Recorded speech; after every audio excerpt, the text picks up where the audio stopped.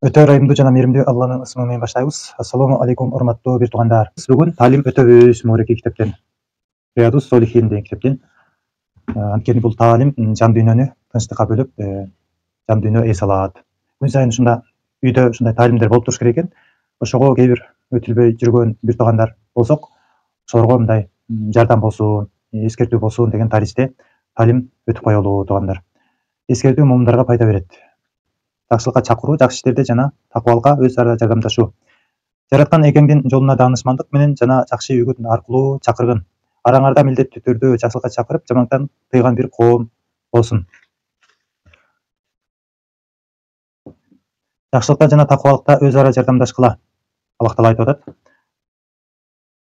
Заманага ант, адам баласы сөзсүз зыян тартат, бирок ыйман келтирип, жакшы иштерди жасаган жана бири-бирине ак жол жана сабырдуулукту насааттагандардын жөнү башка, зыянда эмес. Заманага ант, адам баласы сөзсүз зыян тартат, бирок ыйман келтирип, жакшы иштерди жасаган жана бири-бирине ак жол менен сабырдуулукту жасагандардын жөнү башка, зыянда эмес. Абу Масуд Укба бин Амр разияллаху анху баяндайт. Алланын элчиси саллаллаху алейхи вассалам мындай деди: ким бир жакшылыкка баштаса, аны аткаргандын сообундай сооп табат. Ким бир жакшылыкка баштаса, аны аткаргандай эле сооп табат дейт. Абу Абдурахман Зайд бин Халид ал-Жухани разияллаху анху баяндайт. Алланын элчиси саллаллаху алейхи вассалам мындай деди: кимде-ким Алланын жолунда күрөшкөн азаматтын керек жарагын толук камдап берсе, өзү да Алла жолунда күрөшкөн болуп эсептелет. Ошондой эле Алла жолунда күрөшкөн азаматтын артында калган үй бүлөсүнө камкордук кылып карлашкан адам да Алла жолунда күрөшкөндөй сооп табат. Бухари. Абу Муса ал-Ашари разияллаху анху баяндайт. Пайгамбарыбыз саллаллаху алейхи вассалам мындай деген: буйрукту так аткарган, аманатты тиешелүү адамдарга чын көңүл менен толук берген ишенимдүү мусулман казыначы өз мүлкүнүн садага бергендей соопко ээ болот. Эми ак тилден насаат айтуу тууралуу Аллах Тааламдын сөзү жана Пайгамбарыбыз саллаллаху алейхи вассаламдын хадистери. Ак тилден насаат айтуу тууралуу. Мен силерге жакшылык каалап насаат айтамын.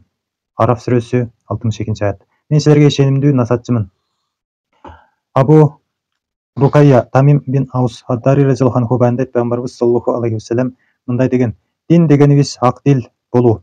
Биз кимге ак тил болуу деп сураганыбызда, Пайгамбарыбыз саллаллаху алейхи вассалам Аллага, китебине, пайгамбарына, мусулман башчыларга жана жалпы мусулмандарга деп жооп берди. Жарир бин Абдулла разияллаху анху баяндайт. Мен Алланын элчиси саллаллаху алейхи вассаламдан намазды толук окууга, зекет берүүгө жана ар бир мусулманга ак тилден жакшылык кылууга ант бергенмин.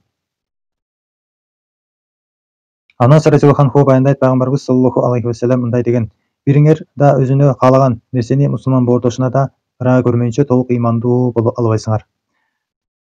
Анас разияллаху анху баяндайт. Пайгамбарыбыз саллаллаху алейхи вассалам мындай деген: бириңер да өзүнө каалаган нерсени мусулман боордошуна да өз ара боордошуна ыраа көрмөйүнчө толук ыймандуу боло албайсыңар. Өзүңө каалаган жакшылыкты дейт да, өзгөлөргө да ошондой кааламайынча толук ыймандуу боло албайсыңар дейт. Өзүмчүл болбош керек экен бул жерде. Жакшылыкка чакырып, жамандыктан тыюу. О ыймандуулар, араңарда жакшылыкка чакырып, жамандыктан тыйган бир коом болсун. Мына ошолор нагыз ийгиликке жеткендер. Силер адамзатка жакшылык алып келүү үчүн жаратылган, жакшылыкка үндөп, жамандыктан тыйган эң жакшы үммөт болдуңар.